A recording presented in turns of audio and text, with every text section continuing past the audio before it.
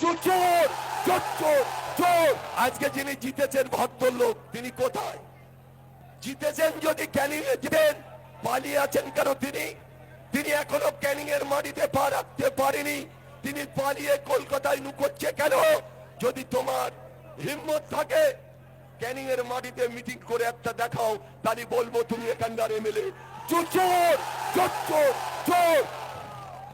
চুরি করে জিতে কিছু প্রশাসনের লোকের পয়সা দিয়ে, আর এখানে আপনারা দেখেছেন অবজারভার কেও সাসপেন্ড করেছে।